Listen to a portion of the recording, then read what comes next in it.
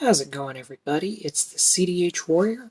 You may know me from my video gaming series, but we're going to attempt a cooking video today. So, let's try this. So today we're going to be testing out Daiya dairy-free Alfredo style mac and cheese. So we're going to attempt to make it according to the instructions. So, to start off, we have 2 quarts of water that we are going to put in a saucepan.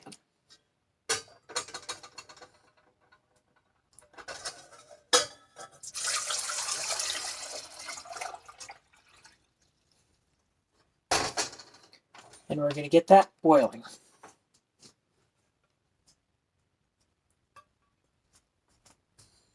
Just going to shuffle this over so it can dry out.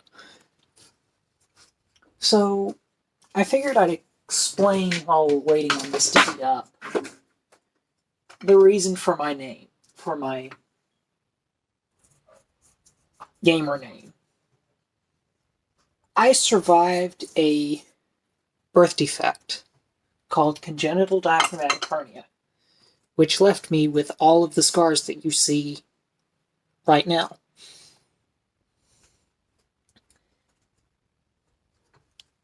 It is a very rare birth defect.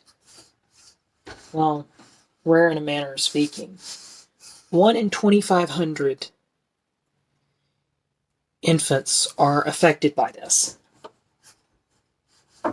And just because a defect is repaired doesn't mean it's completely gone. So, I was originally going to try and create this series so people could understand the physical effects of CDH. Because of my CDH, I actually have some digestive issues. I'm lactose intolerant. Something that most people wouldn't think about. Let's try and get this box open.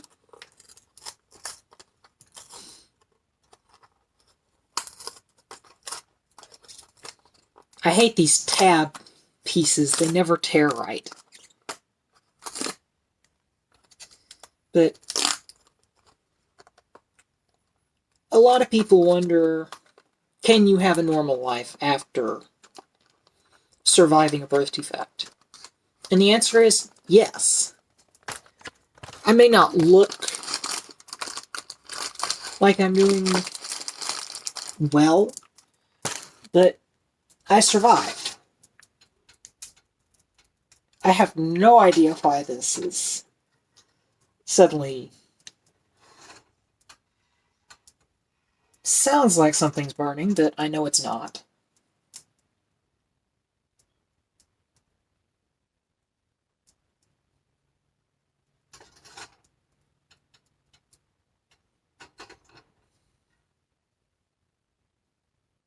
We're going to turn the fan on.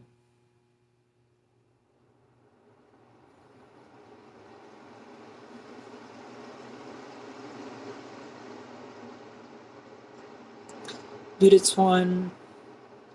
Everything you're going to watch in this video is real time.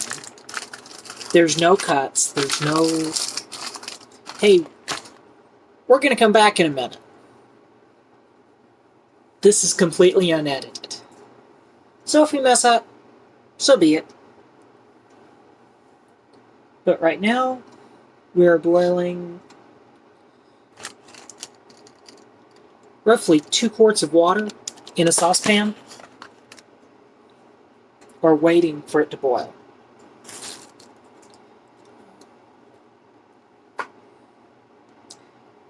One of the things that I notice, especially among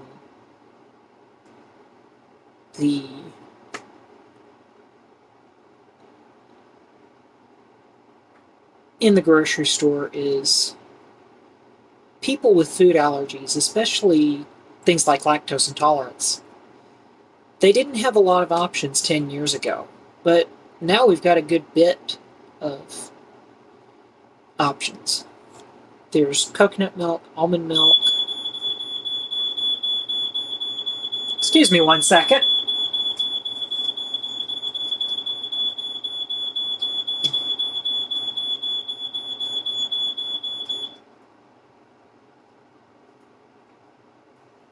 Well, that's completely unedited.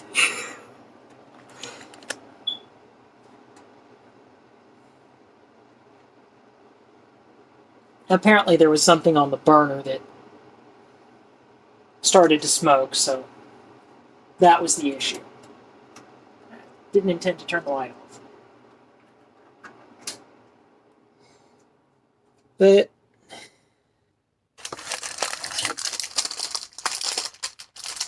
here is our pasta.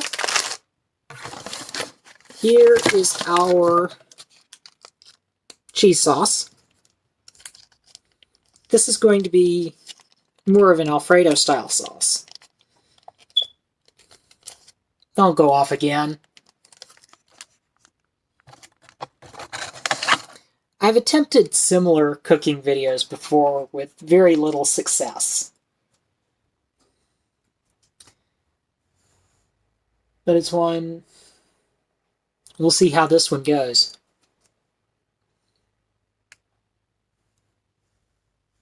It takes forever to get water to boil, unfortunately.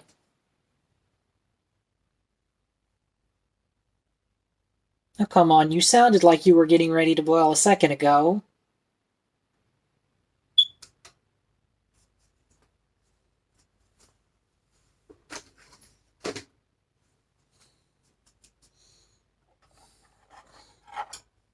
I have a pair of scissors so we can actually cut the package for the cheese sauce, because unlike most of these packages, it is.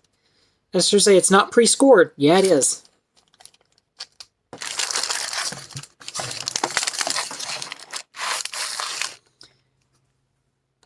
So, back to the subject of CDH.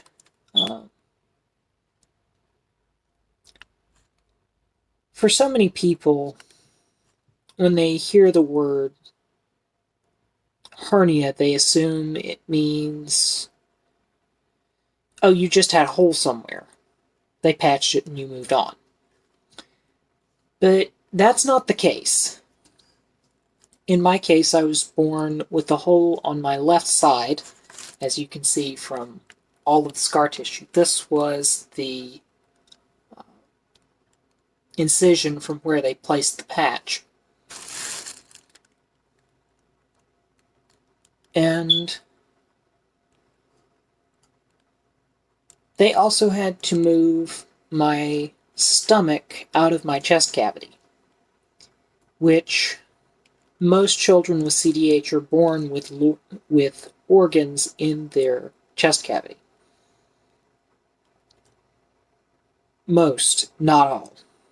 I've seen a few unusual cases where they had the hole but didn't have anything migrate in. Either way, you still have to repair the hole, whether it's with a patch or stitching the muscle tissue back together. Looks like our water is finally starting to boil, but it's not quite there yet.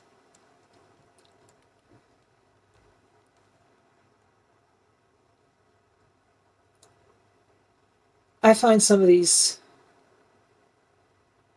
issues interesting because to the average person, yeah, you can see me now, but without a shirt, you're not going to see any of this. So it's not like you're going to obviously see anything. I do have the one random scar on my neck that's slightly visible. that was my ECMO scar. I was on extracorporeal membrane oxygenation. It is a heart-lung bypass. I was on that for 9 days in order to be stabilized after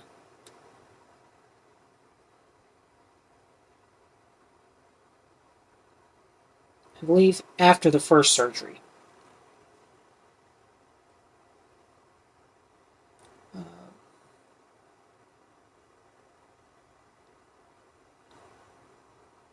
To be honest, it's not easy to live with a rare disorder. You have the people that, when you tell them you have a rare disorder, they take pity on you, which I guess that can be a reasonable gut reaction, but kind of makes us feel childish in a way, especially when we're older. You have the people that react as if you're lying to them, which you can see me clear as day. We're not lying. And then you have the folks that are just completely confused about what to think. And it's kind of aggravating to go through life that way. So I intended to start a series similar to this about 6 months ago. I was originally going to do this. And it's one I had video issues and editing issues and a whole lot of other problems. That it's like, forget this, we'll try it a different way. So, this is my inaugural video for this.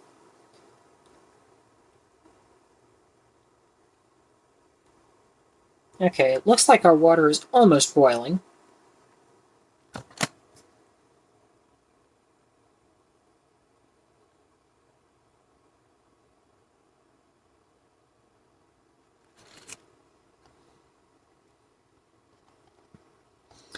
This will make roughly 3 servings. I don't think people understand that when you have a rare disorder,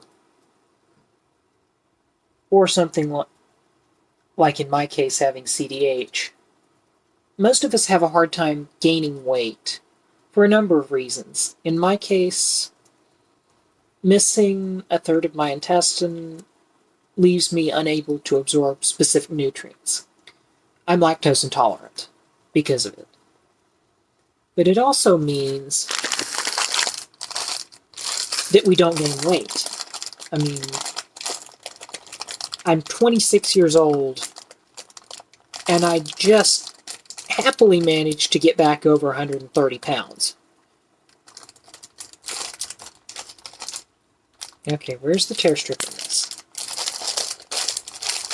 Fortunately, I have a pair of scissors in case there was no perforation. And it does not appear that there is one. So,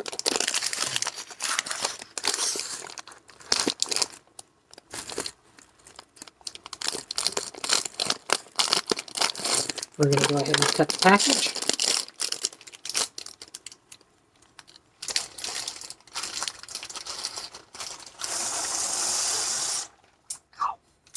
Pour this in. This is going to be a lot of pasta. It's supposed to make 3 servings, so I can see that. So now that the pasta's on, we'll wait until it comes back to a boil. And then it cooks for 8 minutes. So we're going to go ahead and set our timer.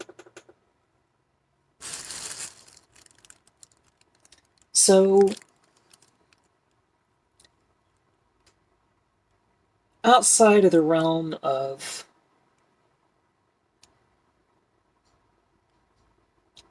life,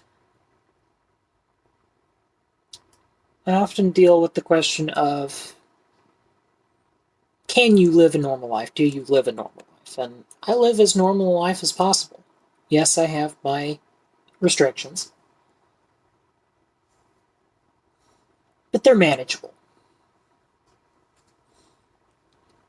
I've learned not to eat dairy. I've learned about a whole bunch of dairy-free alternatives. I've also found a lot of lactose-free items. I have to get things like lactose-free cheese. I mean, most people don't consider when you have a dairy allergy how much dairy is in things. It's in bread. It's in, well, obviously cheese, yogurt, ice cream, things like that. But a lot of your frozen meals have milk powder or milk protein in it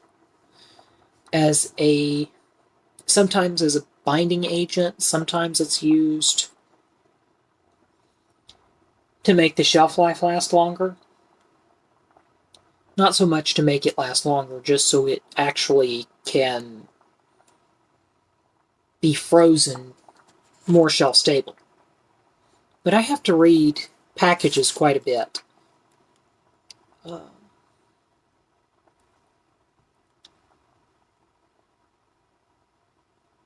It's tough living with any kind of allergy.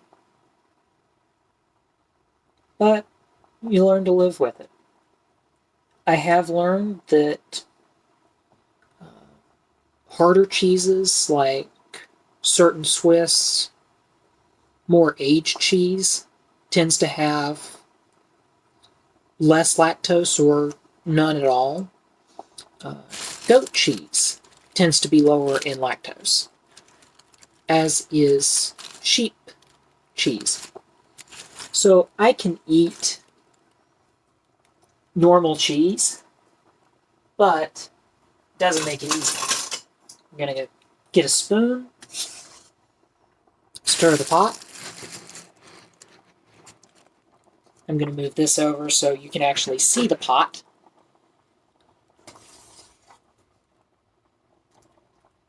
There's our pasta.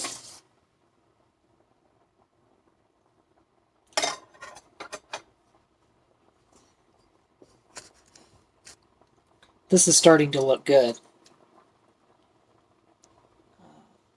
I'm literally going to show you from box to plate. This is all live.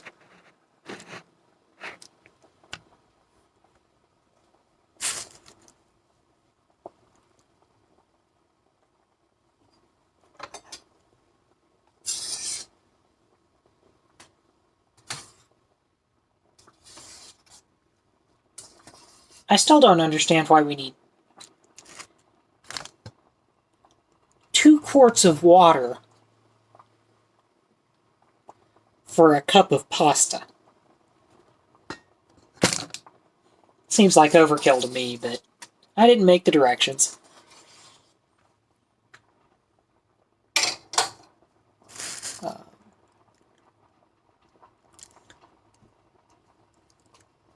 Upcoming things that I'll be dealing with. I have a friend and myself are going to be doing a Twitch series of Assassin's Creed, the full playthrough. So I'm getting excited for that. That'll probably start the end of, let's see, this is the end of November, probably 2 weeks from now, 3 weeks from now, that will start.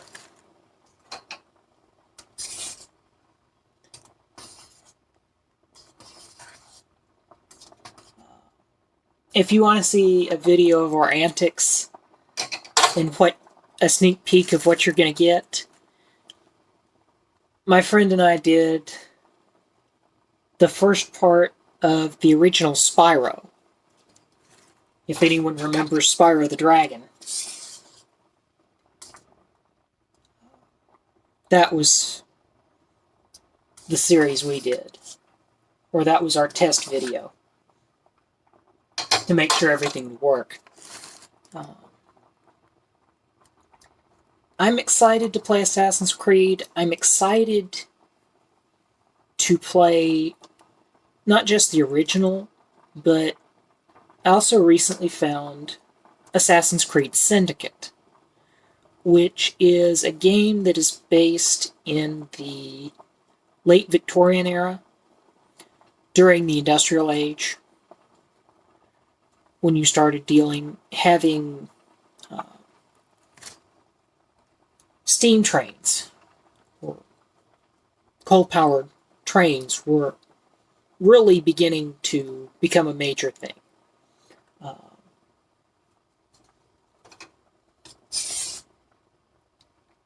Hang on, let me read the directions and see. We need to drain this. So we're going to shut this off. We're going to get a colander from up here.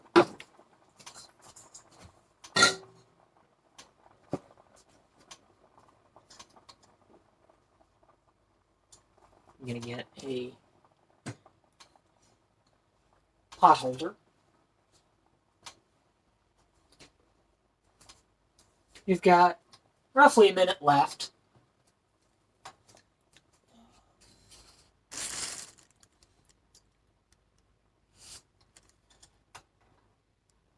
In this cooking.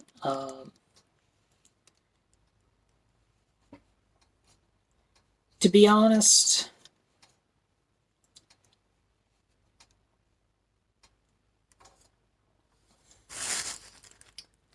CDH kind of leaves me in a weird position, especially as an adult with it. Because it's one, yes, I survived, but for a birth defect that occurs with this being the modern era with modern technology and everything else, our pasta is done. I'm going to take the pot, shuffle it over to the sink. We're going to drain it.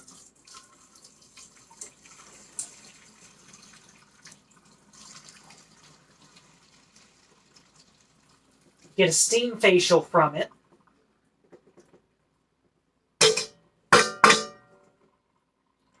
Let that drain for a second.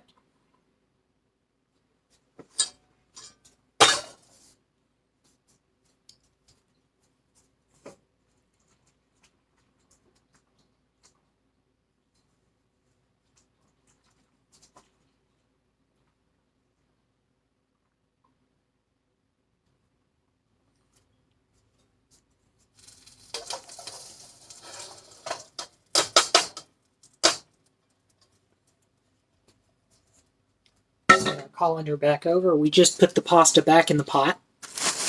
And now we're going to move on to our cheese sauce. I'm actually going to take that off the heat. So, according to the directions, we're just going to pour the cheese sauce in and stir. I hope it's that simple.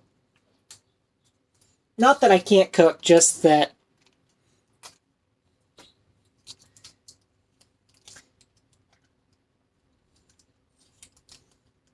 I kind of figured hopefully it would have, oh yeah, it's that simple.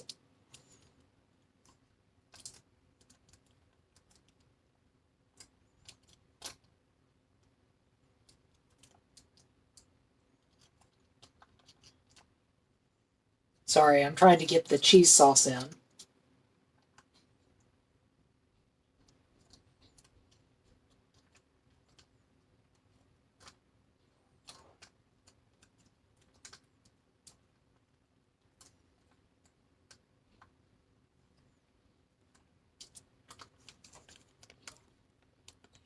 That's good. This is our pot with the cheese sauce and the macaroni. Now we're going to get just a regular spoon. Stir through it. Ooh, that's going to be good.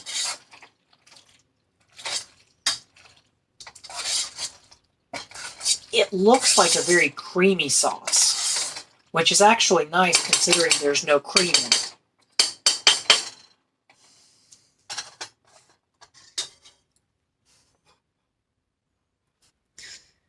So I just went over, got just a regular plate. We're gonna pour the pot of mac and cheese into the plate.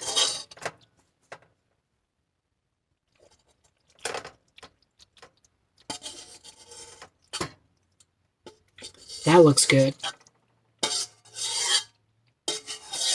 Now this is not actually just one serving, but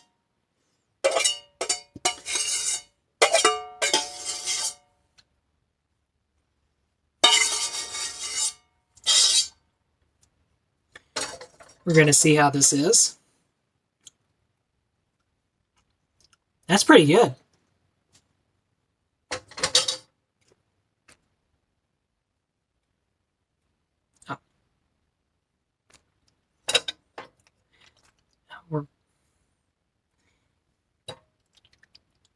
If you could, I work for an organization called CDH Stars and Angels. We're a 501c3 nonprofit that helps children with CDH, birth defect that I discussed during this video. If you could, please go to their website, cdhstarsandangels.org, or their Facebook page, CDH Stars and Angels, to donate to them, if you could. For the CDH Warrior, the Shirtless Chef, I will see you next time.